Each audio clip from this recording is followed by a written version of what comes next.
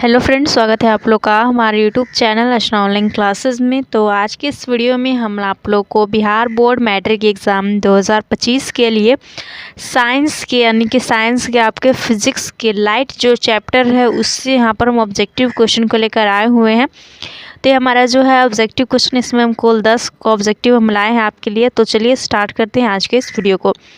तो देखिए, हमारा पहला प्रश्न है कि गोलीय दर्पण की फोकस दूरी उसकी वक्रता त्रिज्या की क्या होती है। तो ये काफ़ी क्वेश्चन जो आपके एग्जाम में सब पूछे हुए हैं।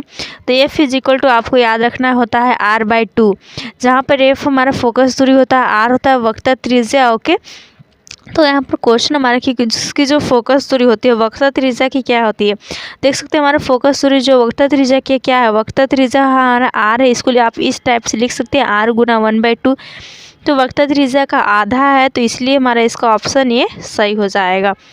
अगला है कि सोलर कुकर में व्यवहार किया जाता है किसका। तो आपको बता दें कि सोलर कुकर में जो है अवतल दर्पण का यूज किया जाता है, अवतल दर्पण का, इसलिए इसका ऑप्शन ये जो है वह सही हो जाएगा। और इसके अलावा अवतल दर्पण का उपयोग आपका किया जाता है दांत के बड़ा प्रतिबिंब देखने के लिए डॉक्टर के द्वारा, गाड़ियों के हेडलाइट में किया जाता है। इसके अलावा देख लीजिए यहाँ पर प्रश्न भी अगला पूछा जा रहा है कि हजामत बनाने के लिए किसका व्यवहार किया जाना चाहिए, यानी कि उपयोग किया जाना चाहिए। तो हजामत बनाने के लिए यानी कि दाढ़ी बनाने के लिए भी आपका अवतल दर्पण का यूज होता है।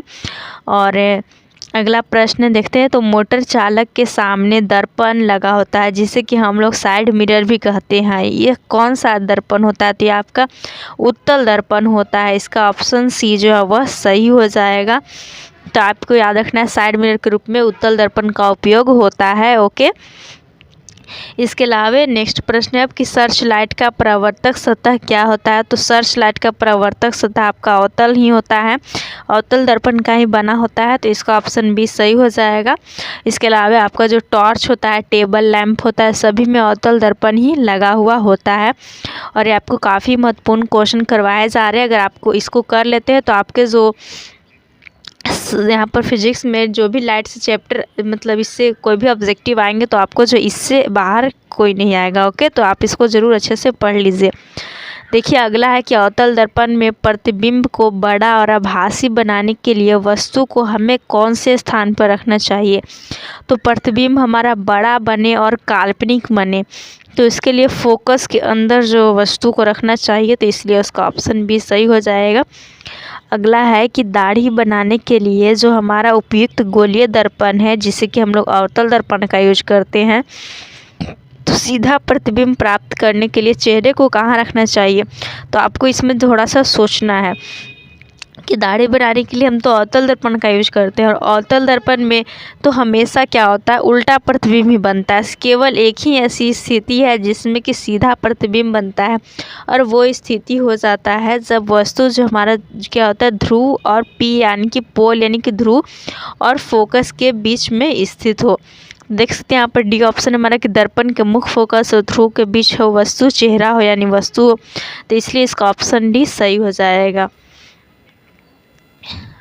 देख सकते हैं यहाँ पर अगला है प्रश्न की दर्पण के मुख्य फोकस और ध्रुव के बीच यहाँ पर जिन वस्तुओं से स्वयं प्रकाश उत्सर्जित होता है उन्हें हम लोग क्या कहते हैं। तो वैसे वस्तुओं से जिससे कि खुद पे प्रकाश निकलता है उसे हम लोग कहते हैं आत्मदीप्त वस्तु। ओके, क्या कहते हैं, आत्मदीप्त, जिससे कि खुद प्रकाश स्वयं प्रकाश उत्सर्जित होता है, जैसे कि हमारा सूर्य हो गया, जैसे कि हमारा बल्ब हो गया।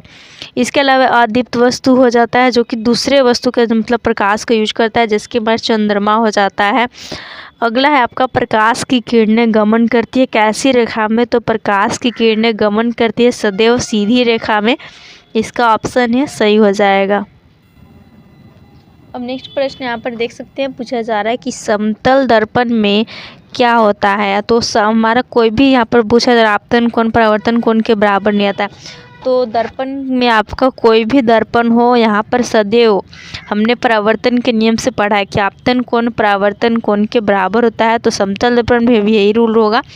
तो इसका ऑप्शन बी जो है वो सही होगा। तो हम एंड करते हैं पर आज के इस वीडियो को। हम नेक्स्ट वीडियो में हम आगे के ऑब्जेक्टिव क्वेश्चन को करेंगे ताकि आपको जो अच्छी तरह से याद हो जाए। तो and, thanks for watching video.